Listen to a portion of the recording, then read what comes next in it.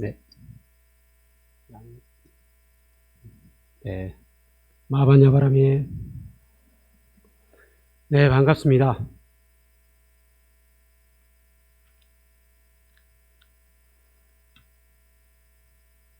네, 먼저 지난달에 저와 함께 같이 했던 구호를 다 함께 해보시겠습니다. 저를 따라 해보시기 바랍니다. 내 생명 부처님, 무량공덕 생명, 사성제를 바로 알고 팔종도를 실천하며 육바라밀을 실천하고 십바라밀도 실천하여 우리도 부처님처럼 보현행원으로 보리 이루리. 네, 지난달에 제가 사성제에 대해서 간단하게 말씀을 드렸습니다.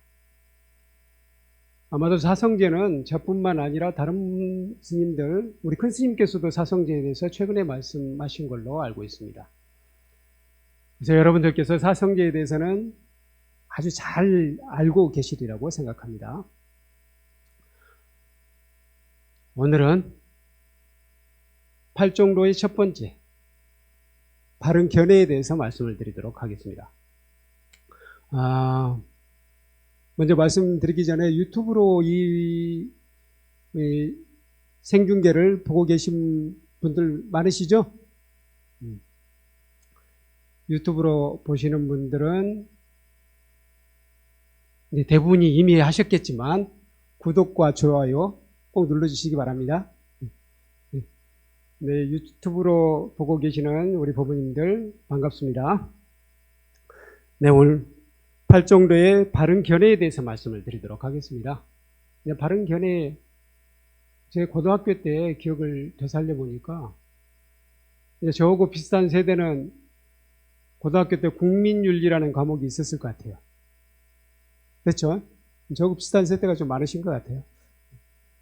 1980년대에 고등학교를 다니신 분들은 고등학교 교과목에 국민윤리가 있었을 거예요. 국민윤리는 굉장히 쉬운 편에 속했어요. 그렇죠? 국민윤리가 쉽다는 것은 다시 말해서 우리가 굉장히 착하다는 뜻인 것 같아요. 그렇지 않습니까? 우리가 착한 것은 어떤 것이고 올바른 것은 무엇이고 그걸 잘 알고 있다는 이야기잖아요. 국민윤리가 가장 쉬운 과목 중에 하나였어요. 근데 어려운 부분이 있었어요. 어려운 부분이 한 2가지 정도 됐던 것 같아요. 첫 번째로 어려웠던 부분은 어떤 부분이냐면 북한과 관련됐던 것이 좀 어려웠던 것 같아요. 예? 그렇죠? 7.4 남북 공동성명. 그 당시는 6.15 공동성명은 없었죠. 근데 7.4 남북 공동성명, 그게 원칙이 뭐냐, 그거 잘 안 외워졌어요. 근데 그거 어려웠고요. 또 한 가지가 우리 불교 교리와 관련된 거였어요. 사성제 팔종도. 이게 은근히 어려웠어요. 지금 생각해보면 어려운 것이 아니었잖아요. 왜 어려웠냐면은 그걸 우리가 실천하는 게 아니고 외워야 되니까 어려웠던 거예요. 외우다 보면은 정견, 정사유, 정어, 정업, 정명 이런 말들이 다 비슷하게 느껴지잖아요. 그래서 잘 구분이 안 가요. 그래서 어려웠던 것 같아요. 근데 우리가 잘 이해하고 실천하다 보면은 그것들을 실천하는 것은 당연하게 느껴져요. 그러면 다른 윤리처럼 국민윤리의 다른 내용처럼 전혀 어려움이 없었을 것 같아요. 근데 그걸 실천이라고 생각하지 않고 예화된다고 생각하고 지식이라고 생각하니까 어려웠던 거예요. 그래서 사성제 팔종도를 사성제 팔종도 육바라밀, 십바라밀, 이제 보현행원까지 제가 말씀을 드린 게 아니라 우리들이 실천하고 있다면 그것들이 전혀 어렵지 않게 다가올 것이라고 생각합니다. 그래서 오늘은 이제 정견에 대해서, 바른 견해에 대해서 한번 생각을 해보도록 하겠습니다. 그러니까 팔종도의 첫 번째 정견이 들어있다는 것은 바로 바른 견해가 굉장히 중요하다는 것을 의미해요. 바른 견해. 볼견자를 썼잖아요. 그 이해하다 할 때 해자를 썼네요. 그래서 바르게 보고 바르게 이해한다. 바르게 보고 바르게 안다. 이렇게 이야기할 수 있을 것 같아요. 그래서 제가 아까 구호에서 사성제를 바로 알고 라고 말씀을 드렸죠. 사성제를 바로 안다. 사성제를 바로 안다고 했는데 그러면은 여기서 제가 답을 말씀을 드렸네요. 바른 견해에 무엇에 대한 바른 견해예요? 뭘 아는 거예요? 사성제를 바로 아는 거네요. 제가 이제 구호에서 말씀을 드렸어요, 이미. 그러면 뭘 바로 보느냐? 뭘 바로 봐야 될 것 같습니까?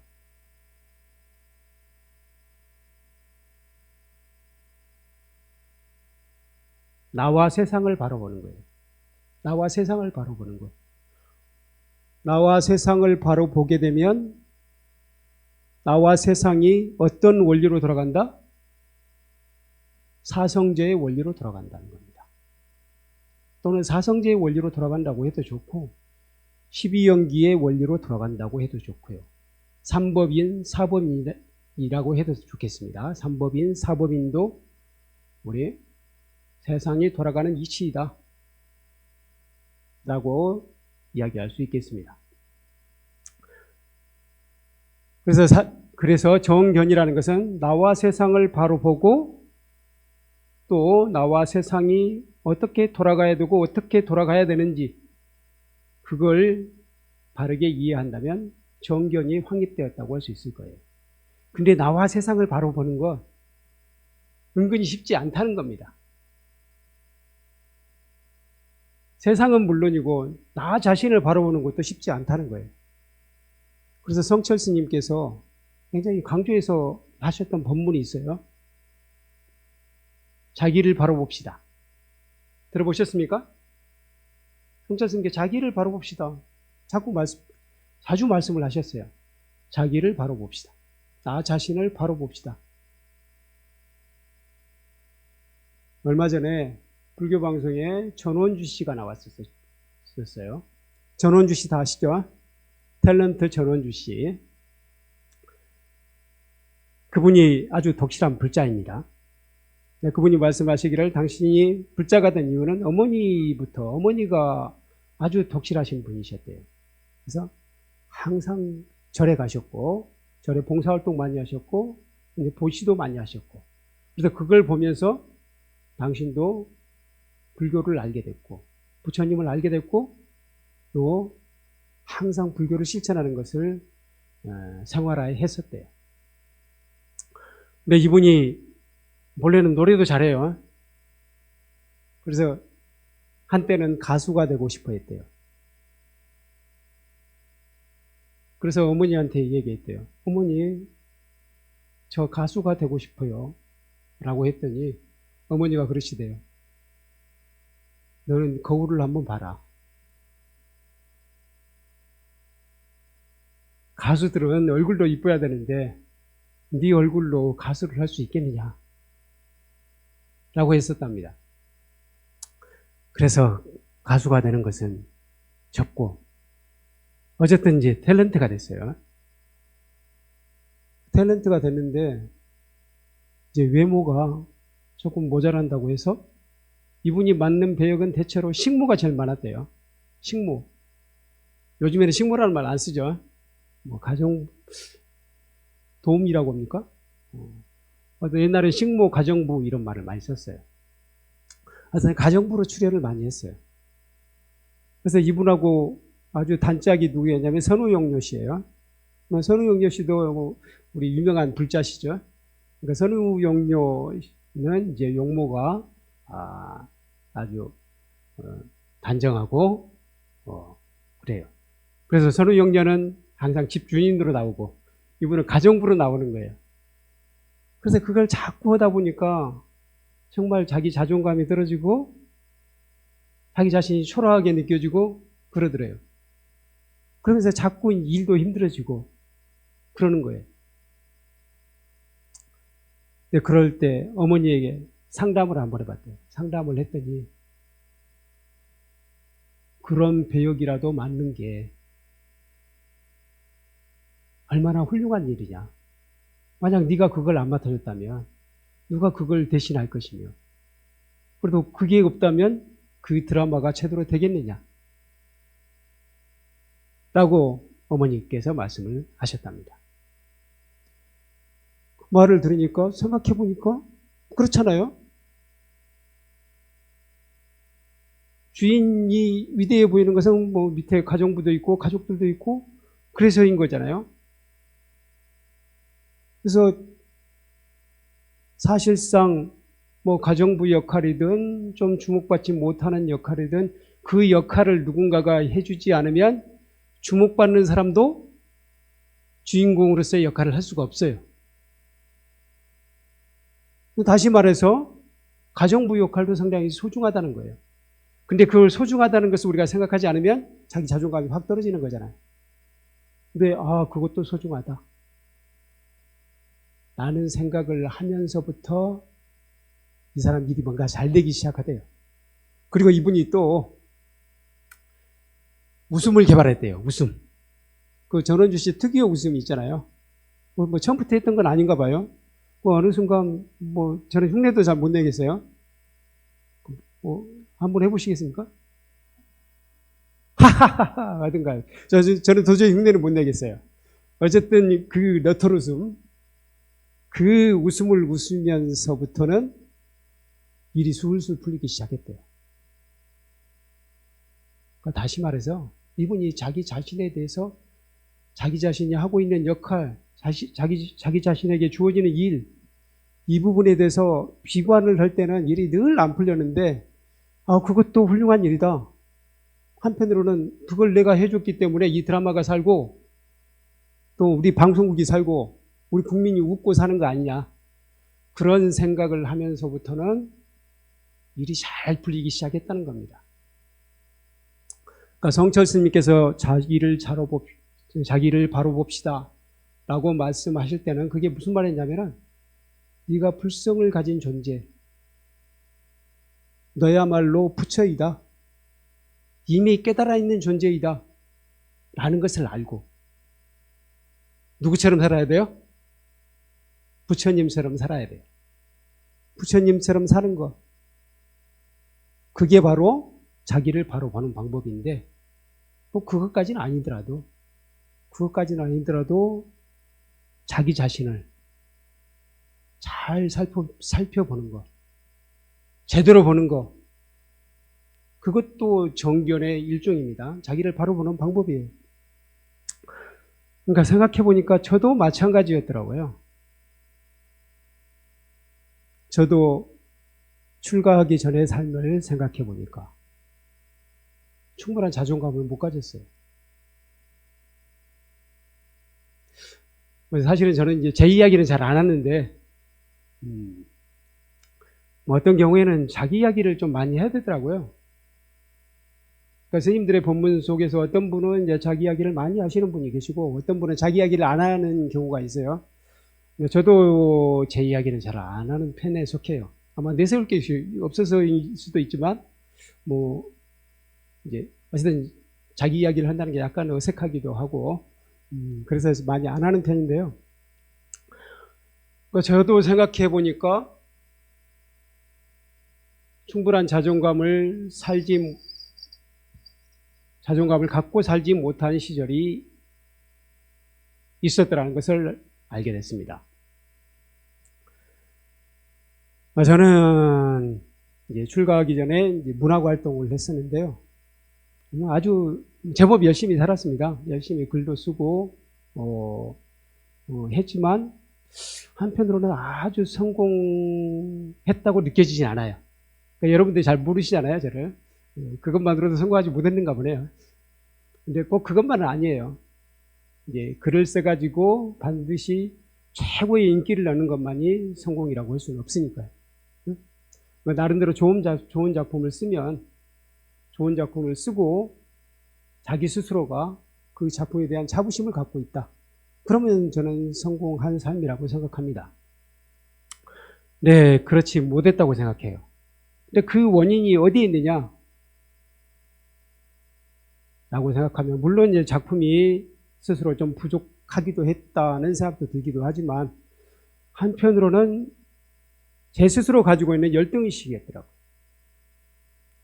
저는 이제 고등학교 때부터 이제 가지고 있었던 꿈이 있었는데요. 첫 번째로는 시인이었어요. 시인으로서 한번 멋지게 살아봐야 되겠다. 이 세상에 많은 것을 느끼고 또 그 감성을 사람들과 나누는 그런 시인이 되어 보아야 되겠다라는 생각을 했었고요. 또 한편으로는 철학자가 되고 싶었어요. 철학자가 되고 싶었고, 또 한편으로는 이제 저희 집안이 좀 가난했기 때문에 이 가난한 집안을 일으키기 위해서는 좀 출세해야 된다. 그래서 또 한 가지, 제가 이제 장래 희망을 쓰잖아요. 세 가지를 썼어요. 또 한 가지는 이제 법관이었어요. 출세를 내서 출세를 내서 우리 집안을 일으켜야 되겠다. 우리 가난한 집안을 일으켜야 되겠다. 이런 생각을 했었습니다. 그래서 초중고 시절에는 이제 제법 뭐 대단히 잘한 건까지는 아니었어요. 아주 시골 학교에서는 굉장히 잘했지만, 고등학교를 뭐 대도시도 아닌데, 좀 큰 도시로 나오니까 그렇게 잘한 편도 아니었더라고요. 뭐 어쨌든 뭐 그런 대로 했던 것 같아요. 근데 고3 시절에 약간 이제 건강 관리를 잘못해가지고 약간 이제 삐끗해서 뭐 성적이 그렇게 좋지는 않았는데, 어쨌든 뭐 그런 대로 이제 그 당시에 서울의 유수의 대학 그건 뭐 갈 수 있었던 정도는 된 것 같아요. 근데 이제 제 목표는 그 당시 이제 서울대학을 가는 것이었는데, 서울대 그 당시에는 학력고사 해가지고 미리 성적이 나왔기 때문에 대강 알 수 있었어요. 뭐 서울대를 갈 성적은 못 되고, 그 다음 대학 정도는 갈 수 있었던 것 같아요. 근데 그 당시에는 이제 서울대를 가면은 제가 기거할 곳도 있었고 했기 때문에 가는 게 수월했는데, 그 다음 대학을 가는 것은, 사립대학으로 가는 것은 좀 만만치가 않았던 것 같아요. 일단 집안이 너무 가난하고, 서울에서 뭐 방을 구해가지고 산다, 뭐 그런 것을 생각하기 힘들었던 것 같아요. 근데 그때 마침 이제 광주에 있는 이제 조선대학에서 저에게 이제 요청이 왔어요. 우리 학교로 오게 되면은 이 장학금을 줄 뿐만 아니라 매달 생활비까지 지원을 해주겠다. 그래서 우리 학교에 와서 고시 공부를 해봐라. 라는 이제 요청이 왔어요. 그래서 생각해 보니까 그때는 잘 몰랐어요. 세상을 몰라가지고 이 사회도 잘 모르고 해서 뭐 서울대가 아니면 다른 대학은 뭐 별 차이 없겠지라고 생각을 한 거예요. 그래서 이제 그 학교를 들어가서 이제 공부를 하게 됐습니다. 근데 막상 들어가 보니까 이제 1980년대 중반 들어가 보니까 출세해서 산다는 것이 부끄럽게 느껴지더라고요. 이 세상이 너무나 세상이 도탄에 빠져 있고, 정치적으로도 문제가 많고, 그런 것을 발견하게 됐어요. 그러면서 나 혼자 출세하겠다는 것이 굉장히 호황된 꿈이고 부끄러운 꿈이었다는 생각을 했습니다. 그러면서 이제 문학 동아리에 들어갔어요. 문학 동아리에 들어가서 문학 쪽으로 열심히 공부했어요. 글을 열심히 썼습니다. 이제 그러다 보니까 나중에는 전공을 잊어버리고 이제 문학이 거의 전공이 되다시피 했어요. 그래서 이제 끝까지 완벽하게 놓지는 않고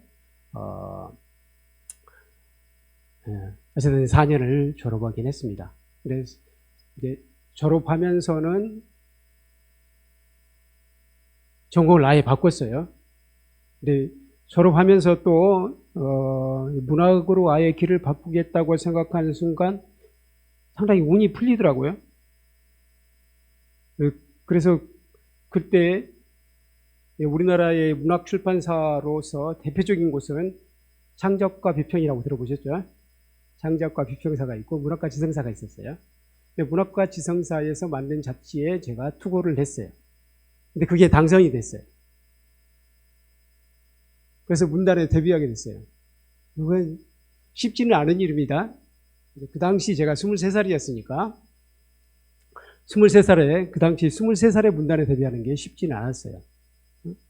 더군다나 제가 저같이 이 일종의 취미 활동으로 본격적으로 국문학과에 들어가서 공부한 것도 아니고 취미 활동으로 했던 사람이 갑자기 그렇게 문단에 데뷔하는 게 쉽지는 않았어요. 하여튼 그때 이제 문단에 데뷔해서 문학 활동을 하기 시작했습니다. 그리고 아예 전공을 바꿔서 중앙대학교 문예창작과에 들어갔어요. 문예창작과에 들어가서 이제 문학 공부를 본격적으로 했습니다. 그렇게 해서 아예 문학을 전공으로 삼아서 공부를 시작했는데 그럼에도 불구하고 한편으로는 그 문학을 통해서 또는 삶에서 어떤 목표를 가질 것인지 그게 아주 분명하진 않았던 것 같아요. 그냥 톨스토이 같은 대문호가 되겠다. 아니면 김소월 같이 대단한 시를 한번 써보겠다. 그런 생각은 막연한 생각은 있었지만 문학을 통해서 내 삶을 어떻게 구현할 것인지 그 부분에 대한 구체적인 목표가 좀 잘 설정이 안 됐던 것 같아요. 네, 그게 하나의 문제였고 두 번째로는 제 마음속에 이제 지방에 이렇게 많은 사람들이 잘 모르시잖아요. 조선대학이면 이름은 다 아실 것 같아요.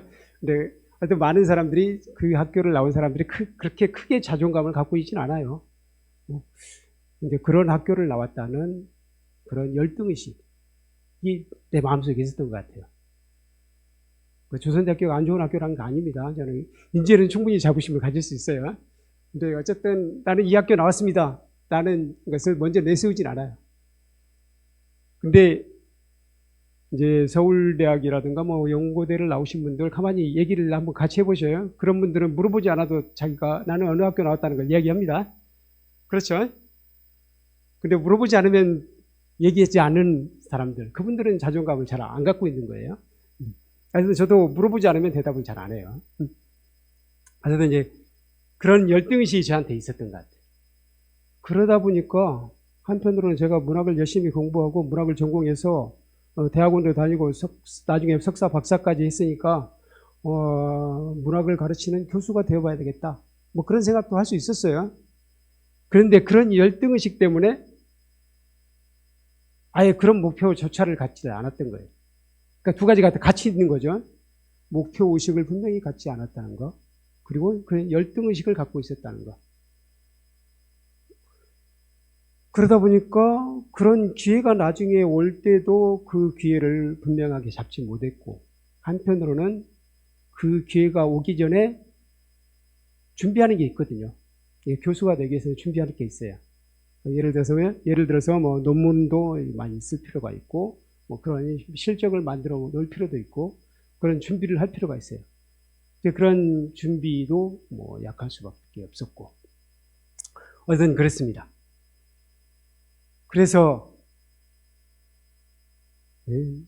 나름대로 다른 사람들은 제가 어느 정도 이름을 갖고 있었고, 또 유수의 출판사에서 시집을 5권이나 냈고, 산문집은 2권이나 냈고, 그래서 그 정도만으로도 이제 어떤 사람들은 이제 부러움을 살 수도 있는데, 어쨌든 제 스스로의 자존감은 좀 약했다는 거예요. 근데 생각해보면,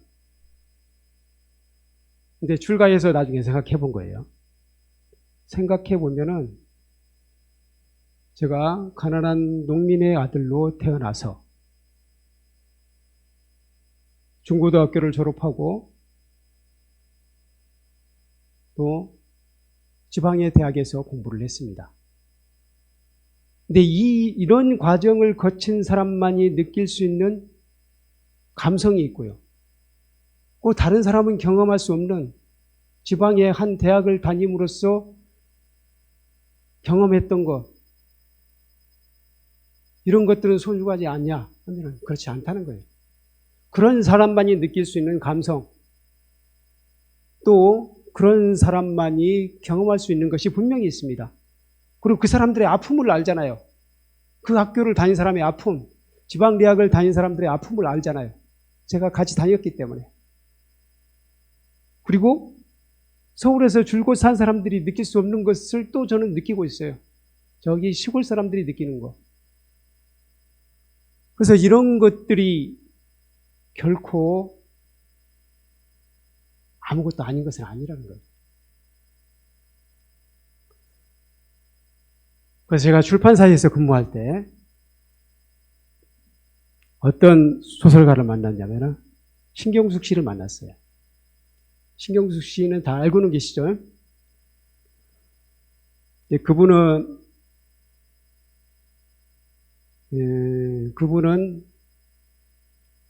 그분도 마찬가지로 이제 시골 농부의 딸로 태어나서 중학교만 나왔을 거예요. 고등학교 진학을 못했어요. 그리고는 서울로 올라옵니다. 서울에 올라와서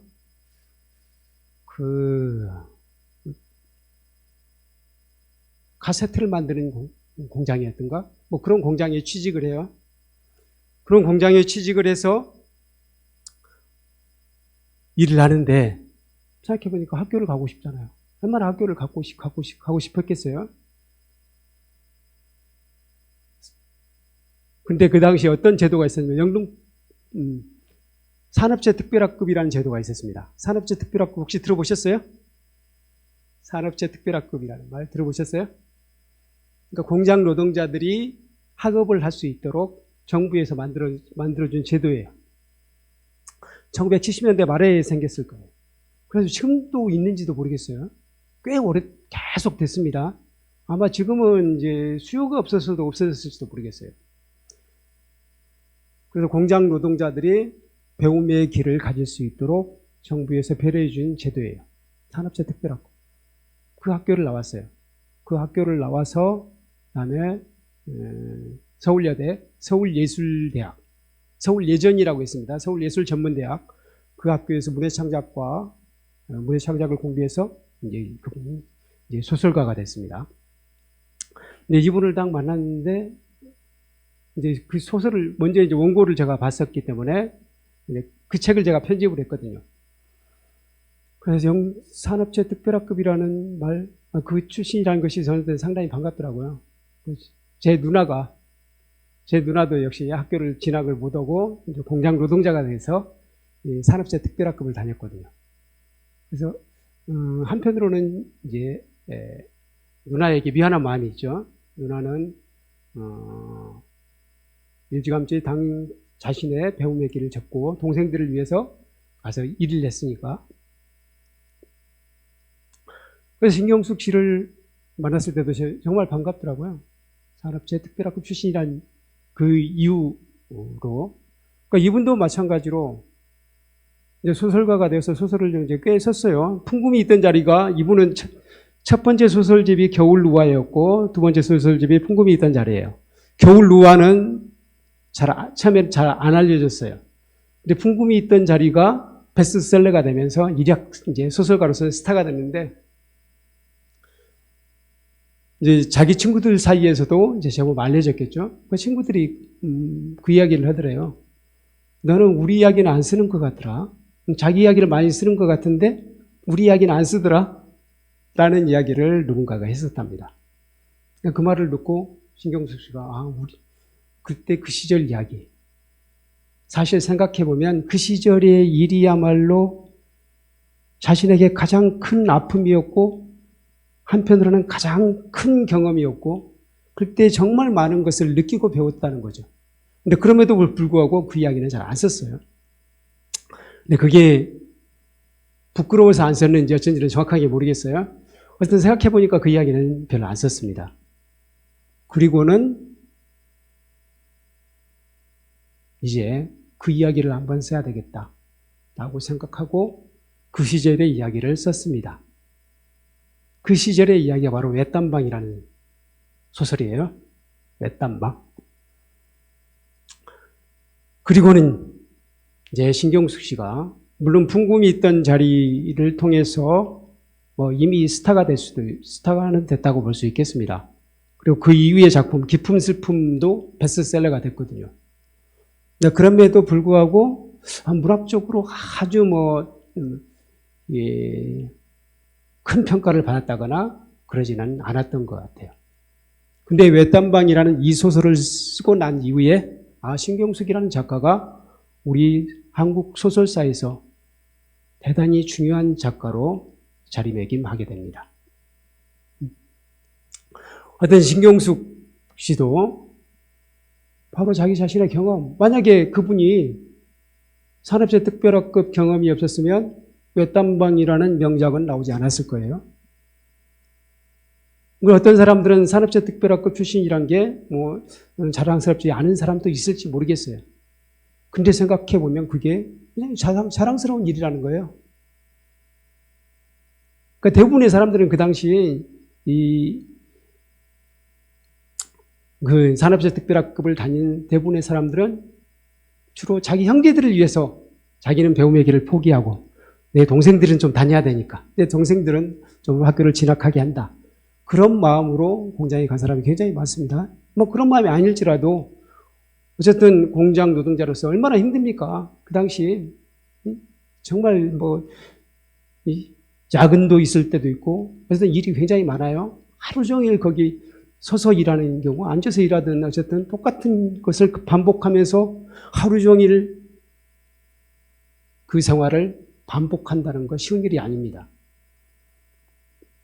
어쨌든 그 일을 하면서 밤에는 공부해야 되겠다. 그런 일념으로 공부했다는 거, 그 뜻만으로도 정말 갸륵하잖아요. 자랑스럽게 생각해도 돼요. 근데 그럼에도 불구하고 내가 가난한 집안 출신으로서 산업재 특별학급 밖에 못 나왔다? 어떤 경우는 그 이후에 이제 대학까지 가기는 또 쉽지 않을 수도 있거든요. 그런 것에 대해서 열등의식을 가진 사람도 꽤 많습니다. 근데 사실은 그럴 필요가 없다는 거죠. 산업재 특별학급을 나온 사람만이 느낄 수 있는 그 감성, 그 경험은 굉장히 소중한 겁니다. 그러면 제가 말씀드린 이런 종류의 삶만이 훌륭하냐? 꼭 그렇지 않습니다. 누구나 다 마찬가지예요.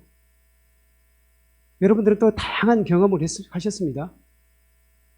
그 경험들이 모두 다 소중하고 생각해 보세요. 그 경험하고 똑같은 사람 이 세상에 한 명도 없어요. 어떤 경우는 저는 다른 사람들은 뻔하다고 생각한 것도 참 이상하다고 생각할 때가 있거든요. 예를 들어서 우리 외모 생김새가 다 다르잖아요.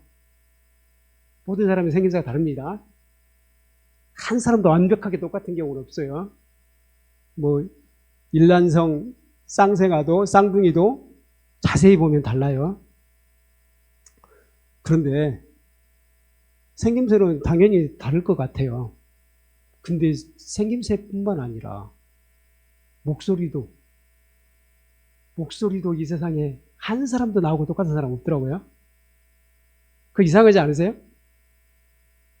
생김새는 우리가 딱 보이니까, 시각으로 보이니까 좀 더 당연히 다른 거 좀 당연하게 느껴진 면도 있었는데 목소리도 어떤 사람도 똑같지 않아요. 근데 우리는 거기서 좋은 목소리, 나쁜 목소리, 이 아름다운 목소리 이렇게 구분해요.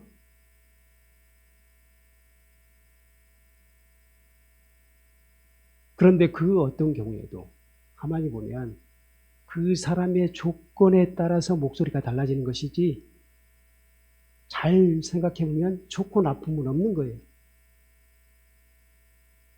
우리가 들을 때 나름대로 거기에 평가를 내려서 그렇지 사실은 엄밀히 말해서 좋고 나쁘고는 없다는 거예요. 잘생기고 못생기고도 딱 그 사람에게 맞게 생겼어요. 모든 사람은. 그렇다고 생각하지 않으십니까? 그래서 가끔 어느 한 부분을 성형하는 사람 있잖아요. 저 사람은 다 잘생겼는데 코만 못생겼어. 그래가지고 코를 좀 세우는 경우 있어요. 그건 괜찮다고 생각해요. 어쨌든 아까 열등의식을 갖는 것보다는 그렇게 고치는 게 나을 수도 있어요. 근데 어쨌든 그렇게 고쳐놓고 보면 이상할 때가 많잖아요. 그렇지 않습니까? 코만 딱 따로 떼놓고 보면 분명히 잘생겼는데 그 얼굴 속에서 보면은 조화를 못 이루고 있는 경우가 많아요. 그 부분만 이 수술을 하게 되면. 그 말은 무슨 말이냐면은 누구나 다 그 사람 나름대로 최고의 조화를 이루고 있다는 거예요. 목소리도 마찬가지예요. 그 사람에게 가장 맞게 최적화된 목소리가 나온다 라고 봐야 된다는 겁니다.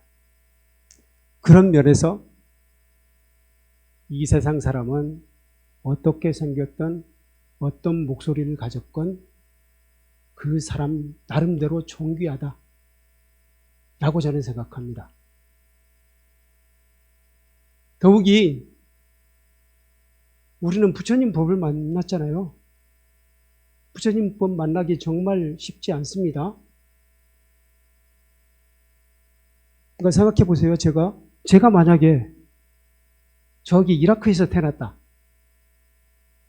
이라크에서 태어났다면 과연 제가 부처님의 경전을 읽고 부처님 가르침을 알고 그렇게 됐을까요?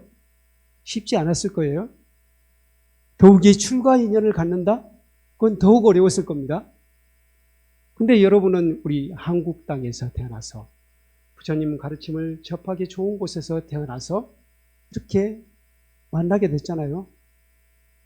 부처님 가르침을 만나보니까 정말 위대한 가르침이고 우리의 삶이 지침이 되고 내가 이걸 통해서 행복해질 수 있는 길이 바로 여기에 있잖아요. 그걸 알게 됐잖아요. 그것만으로도 정말 우리 행운 아닙니까? 그런 점에서 박수 한번 보내주시죠. 서로에게 박수 한번.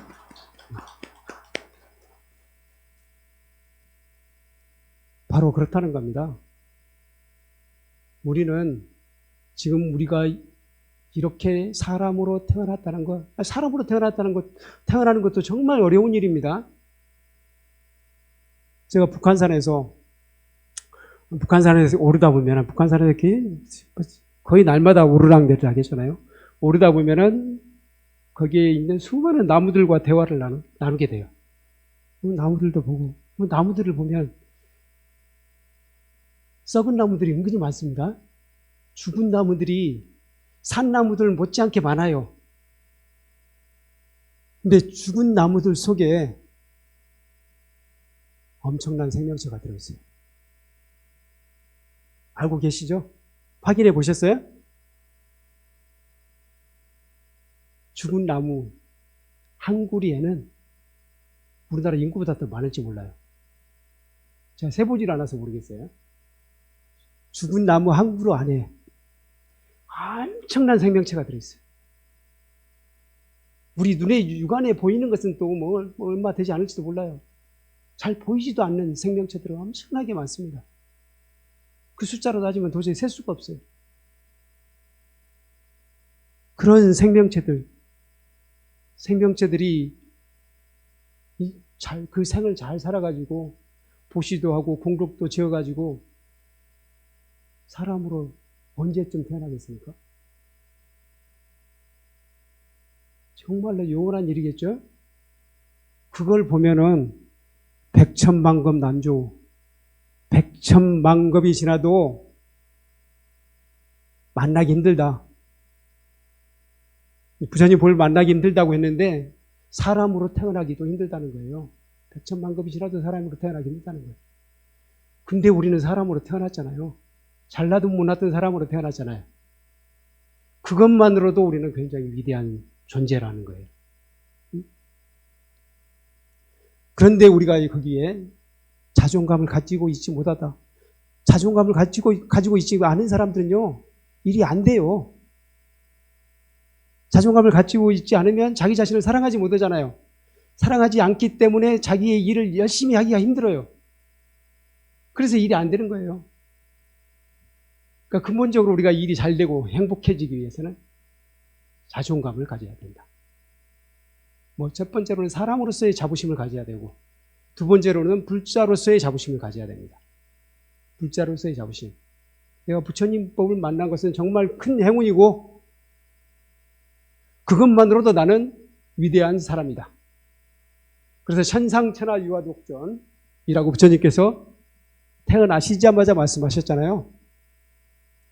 천상천하 유아독존 할 때는 그 유아독존, 하늘 위, 하늘 아래 내가 오직 존귀하다 할 때, 내가 오직 존귀하다 그러니까 부처님만이 존귀하다는 거 아니에요. 깨달은 사람이 존귀하다는 이야기예요. 그러니까 부처님도 그 당시에는 깨닫지 않았잖아요. 태어났을 때는. 당신은 이제 그 말 속에는 언젠가는 당신이 깨달을 존재이기 때문에 깨달은 사람은 신들보다도 존귀하다. 그런 의미가 들어있어요. 그 당시 인도 사회에서는 신들이 가장 존귀한 것으로 대접을 받았었으니까 신들보다 존귀하다는 의미가 들어있습니다. 깨달을 수 있는 인간, 우리는 깨달을 수 있습니까? 없습니까? 우리는 이미 붓다라고 했잖아요. 불성을 가진 존재라고 했잖아요. 그러니까 우리들 여기에는 천상천하 유아독존에 거기에 나라는 것은 단지 사가모니 부처님만을 말씀하신 게 아니고 우리 모두를 이야기하는 거예요. 우리 모두가 다 존귀하다는 거예요. 그래서 혹시라도 여러분께서 이제 저처럼 한때 약간의 열등의식, 나는 존귀하지 못하다는 생각을 또는 나는 부족하다는 생각을 가지고 계시다면 이제는 생각을 바꾸셔서 자기를 바로 보시기 바랍니다. 자기를 바로 보면 나 자신은 충분히 자부심을 가져도 좋다라는 게 확인이 됩니다. 그래서 부처님 경전 중에서 이와 같은 말씀이 들어있어요. 우리 법회보의 맨 마지막 부분, 우리 빨간색으로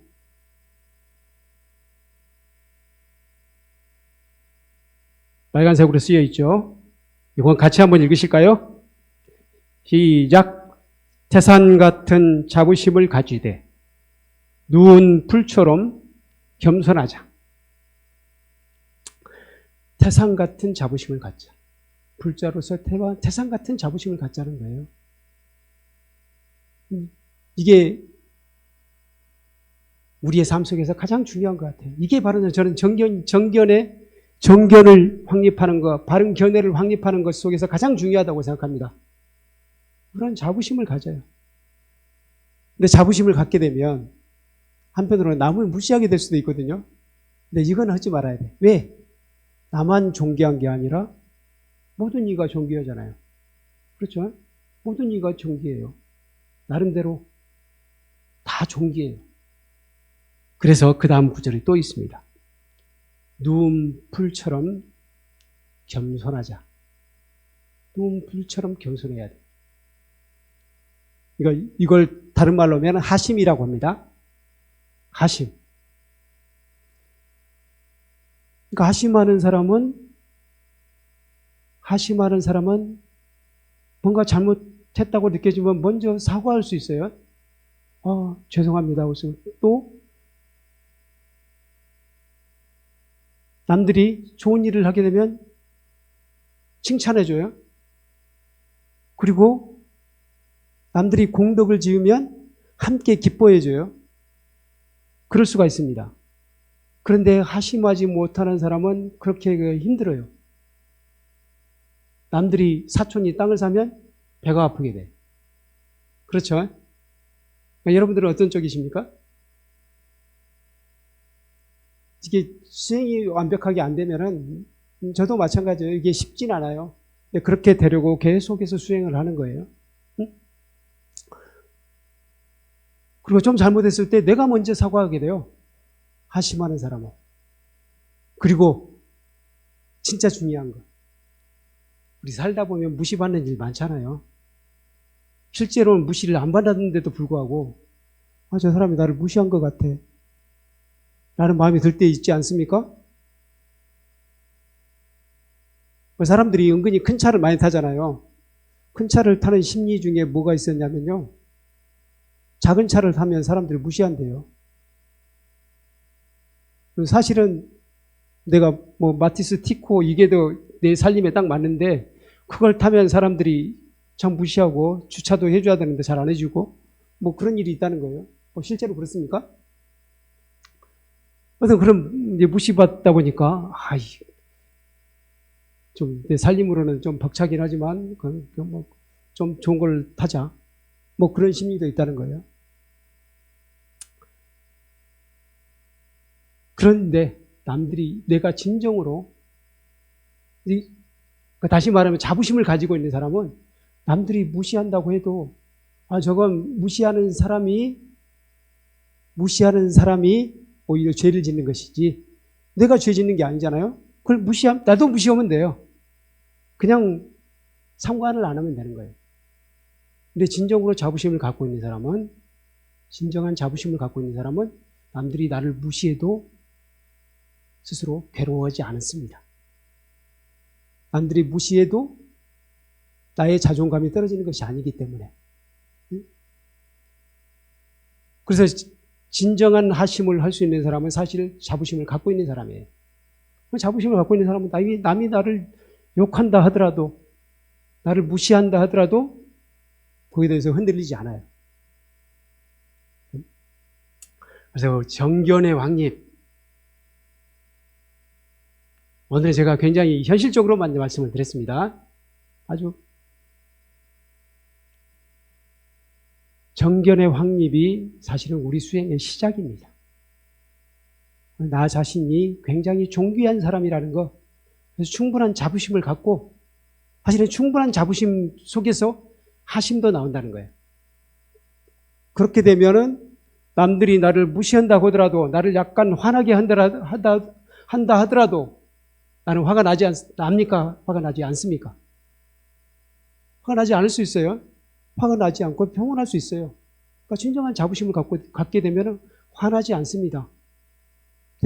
진정한 자부심을 갖게 되면 진정한 자부심, 내 자신, 내 있는 그대로 나는 훌륭하다라고 생각하게 되면 남의 것이 너무 좋아 보이거나 그러지 않습니다. 내 것으로도 충분히 훌륭하다라고 생각하기 때문에 남의 것을 함부로 욕심내지 않아요. 탐욕이 생기지 않는다는 겁니다. 그러니까 탐욕과 분노로부터 자유로워질 수가 있어요. 그래서 우리의 수행은 사실 이 진정한 자부심을 갖는 것, 태산 같은 자부심을 갖는 것, 이것으로부터 시작된다는 것입니다. 그래서 오늘은 제가 진정한 자부심을 갖자, 태산 같은 자부심을 갖자 라는 말씀을 드렸습니다. 그래서 오늘 처음에 시작했던 구호를 다시 한번 하시도록 하겠습니다. 따라 하시기 바랍니다. 내 생명 부처님, 무량공덕 생명, 사성제를 바로 알고 팔정도를 실천하며 육바라밀을 실천하고 십바라밀도 실천하여 우리도 부처님처럼 보현행원으로 보리 이루리. 네, 이상 마치겠습니다. 감사합니다. 마반야바라밀.